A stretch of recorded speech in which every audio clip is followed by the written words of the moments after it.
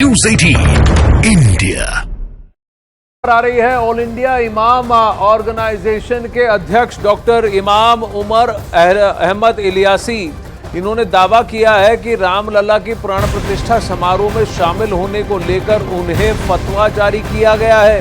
News 18 India से खास बातचीत में इमाम उमर अहमद इलियासी ने बताया कि मुफ्तियों के एक ग्रुप से साबिर हुसैनी ने उन्हें फतवा जारी किया है। ये पहली बार है जब किसी इमाम के खिलाफ फतवा जारी किया गया है। इमाम उमर अहमद इलियासी के मुताबिक वो पैगाम मोहब्बत लेकर रामलला की प्राण प्रतिष्ठा में गए थे।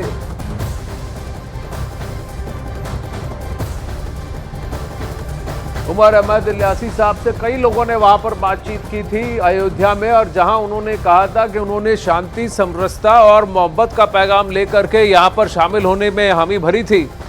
अब इस वक्त जावेद मंसूरी हमारे साथ लाइव जुड़ रहे हैं। जावेद, बताइए ये क्या किस्सा है? इमाम उमर अहमद इलियासी तो बड़े जानी मानी हस्ती हैं, उनका बहुत आदर भी किया जाता है और ये ऑल इंडिया इमाम ऑर्गेनाइजेशन के चीफ भी हैं। देखिए, 22 जनवरी को जो अयोध्या में प्राण प्रतिष्ठा का कार्यक्रम आयोजित हुआ, उसमें डॉक्टर इमाम उमर अहमद इलियासी ने भी शिरकत की थी।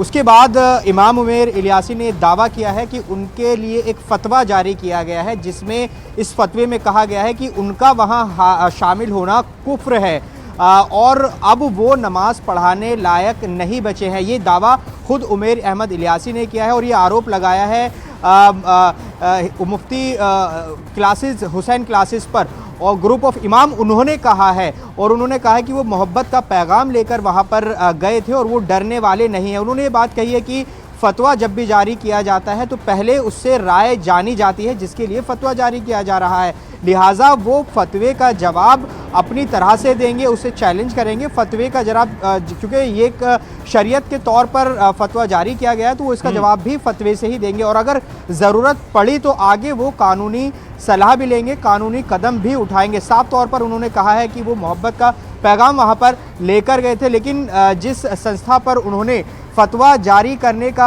आरोप लगाया है उसका एक यूट्यूब चैनल है जिसका नाम मुफ्ती साबिर क्लासेस के नाम से उन्होंने कहा है कि वहाँ पर वीडियोस भी डाली जाएंगी। तो ये आरोप इमाम उमर अहमद इलियासी ने लगाए हैं कि उनके लिए फतवा जारी किया गया और जब से वो अयोध्या से लौटे हैं उनको धमकियां मिल रही हैं, फ़ोन पर, सोशल मीडिया के ज़रिए उनको धमकियां मिल रही हैं। आपको बता दें कि उमर अहमद इलियासी इससे पहले मोहन भागवत से भी मुलाकात की थी, उन्हें राष्ट्रपिता कहा था, उसके बाद भी इसी तरह की धमकियां मिली थी और हम जहां उनके दफ्तर के बाहर मौजूद है, सिक्योरिटी भी उनको यहां पर प्रोवाइड की गई है। पहले से ही उनके पास सिक्योरिटी है। एक तरफ फतवा यानी राय जाहिर किया गया कि आप अब नमाज नहीं पढ़ सकते, आप इमाम नहीं रह सकते, बतौर इमाम अपनी ड्यूटीज को नहीं आप कर सकते, लेकिन दूसरी और इसका उन्होंने कहा वो जवाब देंगे, लेकिन दूसरी तरफ उन्हें धमकी भरे कॉल्स भी आ रहे हैं।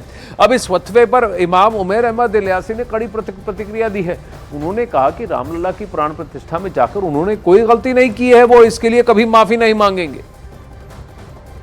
सर, क्या फतवा आपके खिलाफ निकला है और आपने प्राण प्रतिष्ठा में 22 जनवरी को हिस्सा लिया, उसमें आपने कहा था कि सबसे बड़ा जो मजहब है वो इंसानियत है, तमाम बातें आपने वहाँ पर कही और अब कहा जा रहा है कि फतवा आपके खिलाफ निकाला गया है।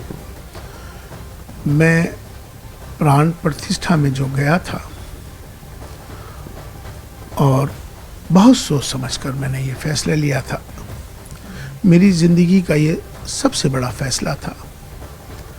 मैंने बहुत विचार करने के बाद मुझे लगा कि मुझे जाना चाहिए देश हित में। वैसे ही ये खबर तमाम चैनलों पर, तमाम सोशल मीडिया पर ये वायरल होनी शुरू हुई कि चीफ इमाम साहब वहाँ पहुँचे और उन्होंने प्राण प्रतिष्ठा में हिस्सा लिया, तो मेरे ख़िलाफ़ देश भर में और देश के बाहर में सोशल मीडिया के माध्यम से, फेसबुक ग्रुप्स के माध्यम से, मेरे फ़ोन के ऊपर लगातार उस दिन से तमाम बहुत नफ़रत फैलाने का काम चल रहा है। हुसैनी क्लासेस मुफ्तियों का एक बड़ा इंस्टीट्यूट है, उसकी तरफ से मेरे ख़िलाफ़ फतवा जारी किया गया और वो फतवे में जिस तरह से जो उसमें मुझे जो डिक्लेयर किया है, ये भारत में अफसोस की बात यह है कि पहली मर्तबा किसी इमाम और चीफ इमाम के ख़िलाफ़ फतवा जारी हुआ है।